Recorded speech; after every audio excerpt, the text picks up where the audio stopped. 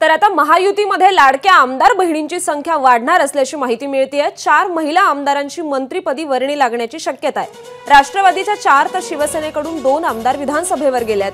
2 टर्मपेक्षा अधिक काळ भाजपचा गड राखणाऱ्या महिला आमदारांना मंत्रिपद मिळणार अशी माहिती मिळतेय। मंत्रिपद देण्याच्या अनुषंगाने महिला आमदारांचं प्रोफाईल दिल्लीत मागवले असल्याची ही माहिती आहे। या संदर्भात अधिकचे अपडेट्स देत आहेत आपले प्रतिनिधी अजय माने। अजय, आता महिला आमदारांची मंत्रिपदी वर्णी लागण्याची शक्यता वर्तवली जाते। अधिकच्या आमदार मंत्रिपदी जाण्याची शक्यता आहे। कुठली संभाव्य नावं यात आहेत आणि कुठली महत्त्वाची खाती महिला आमदारांना मिळू शकतात?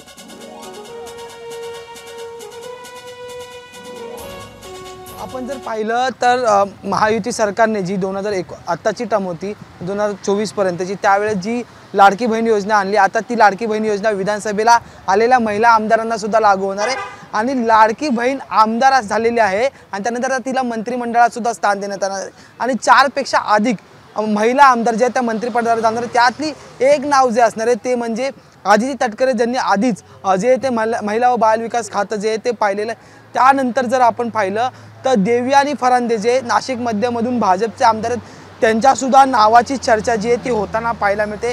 त्यासोबत श्वेता महाले ज्या भाजपच्या आमदार आहेत त्यांच्यासुद्धा नावाची चर्चा होताना पाहायला मिळते। त्यासोबत राष्ट्रवादीकडून आणखी एक महिला आमदाराचं नाव चर्चिलं जाते, तर शिंदेंच्या शिवसेनेकडून सुद्धा एक आमदार असल्याची माहिती सुद्धा समोर येताना पाहायला मिळते। त्यामुळे यंदा खरं तर विशेष फोकस जो असणार आहे तो म्हणजे की महिलांची मंत्रिमंडळातली संख्या वाढवण्यासाठी। आपण जर पाहिलं तर 2029 पासून 33% आरक्षणाचा मुद्दा सुद्धा या संपूर्ण प्रकरणात लागू होणार आणि त्याच पार्श्वभूमीवर त्याचीच पूर्वरेषा म्हणून यंदाच्या मंत्रिमंडळात जे ती महिला मंत्र्यांची संख्या जी ती वाढलेली असेल।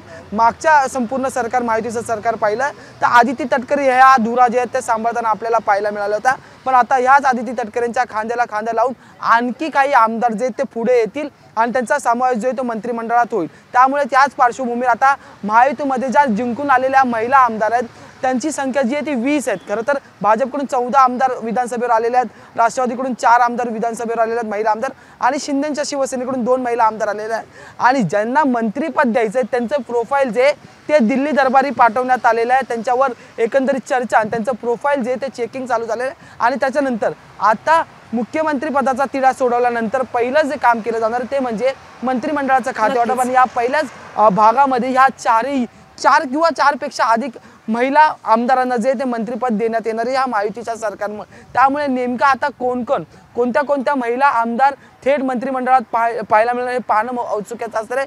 पण सध्या आदिती तटकरे असतील, देवयानी फरांदे असतील किंवा मग श्वेता महाले असतील यांच्या नावाची चर्चा जी ती मोठ्या संख्येने होताना आपल्याला पाहायला मिळते। नक्कीच धन्यवाद अजय, आपण दिलेल्या या सविस्तर माहितीसाठी। एबीपी माझा, उघडा डोळे बघा नीट।